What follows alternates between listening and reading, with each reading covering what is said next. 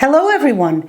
2 weeks ago I made a video about the bare shelves at Home Depot and Lowe's in New York. Well, I had a chance to visit a Lowe's in central New Jersey and wow, they had a nice selection of tomato plants and their prices were much better. The individual plants were marked the same $5.48 as in the New York stores, but there was a spring sale. The sign says 3 plants for $12, so that's $4 a plant, and the smaller seedlings in the 9-packs were $6.98 for a 9-pack. That's just 78 cents a plant. This was at the Lowe's in Union, New Jersey on April 20th, in case you're near that location. So, with so many choices of tomato plants, which should you grow? This is the first summer in our new home, and I didn't have a chance to set up an outdoor garden yet. So, I'm going to start out small and plant in containers and grow bags. I'm also going to concentrate mainly on growing tomatoes this summer as I figure out my new garden.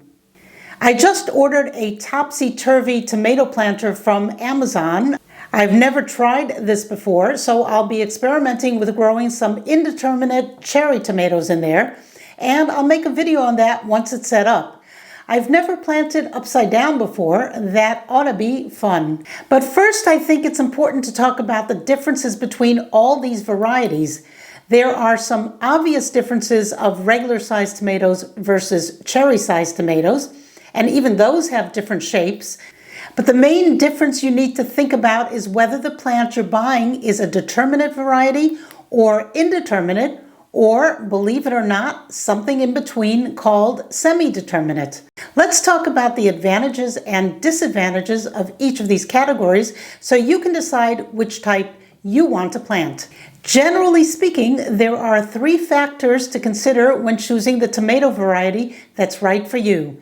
Those 3 factors are, number 1, the growing zone you live in, number 2, the amount of space you have to grow in, and number 3, how you plan to use your tomatoes.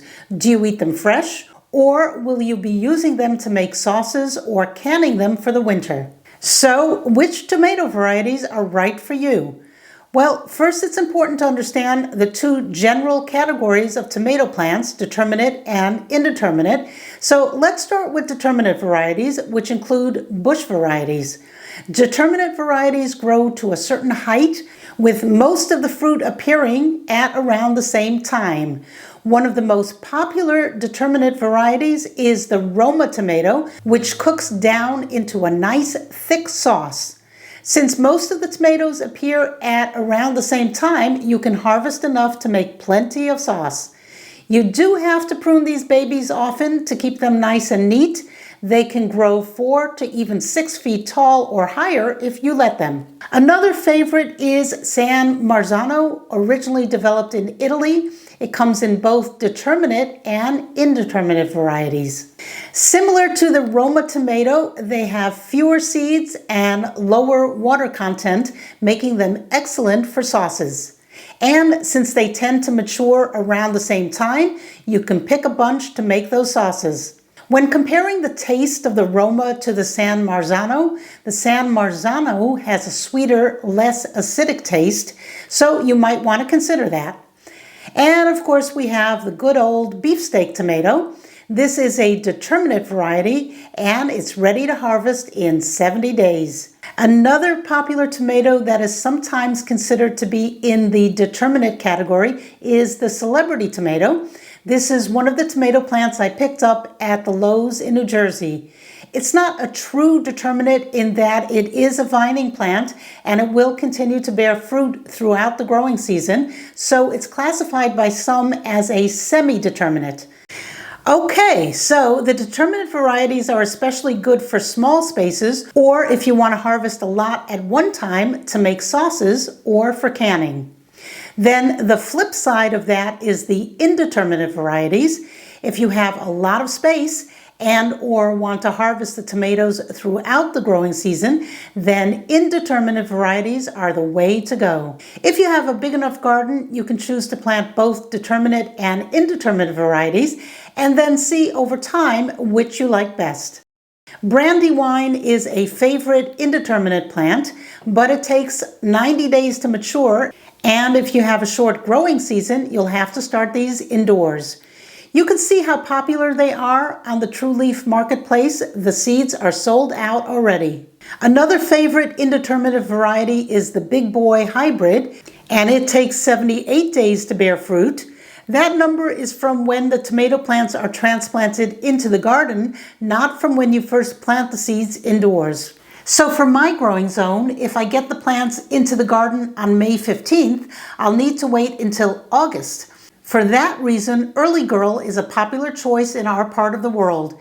It's an indeterminate plant and it's ready to pick in 60 days, so around mid-July we can start picking these tomatoes. Let me mention two more very popular indeterminate varieties before talking about what's best for your growing zone, and those two are Sun Gold and Sweet Million.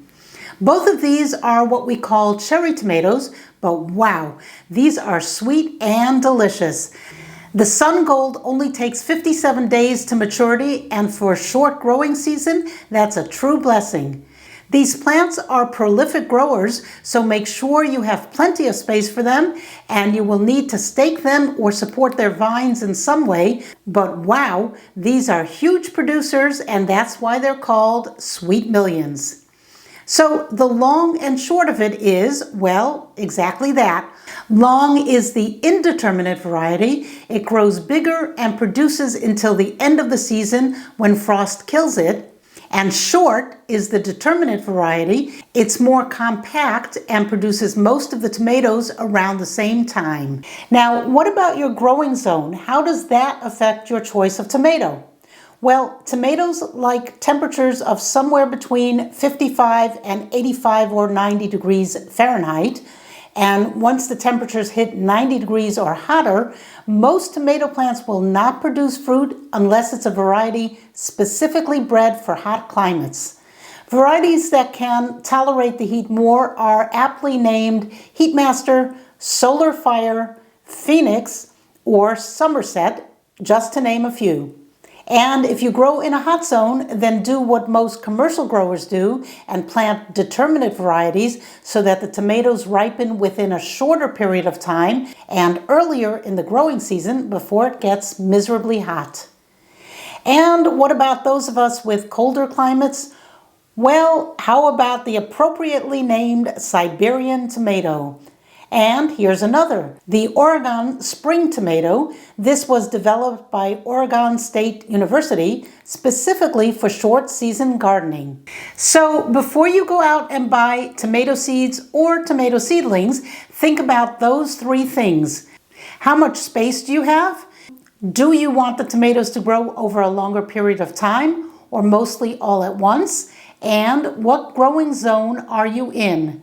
Then check the information on the tomato variety to see how big it grows, how long it takes for the fruit to set, and how cold hardy or heat tolerant it is. So what will I be planting this summer? Well, here's what I picked up at the Lowe's in New Jersey. These Celebrity came in a 9-pack and I bought 2 of them, so I have 18 seedlings. I'd like to plant some in the ebb and flow system in my sunroom and some in a deep water culture hydroponic system to see which does better.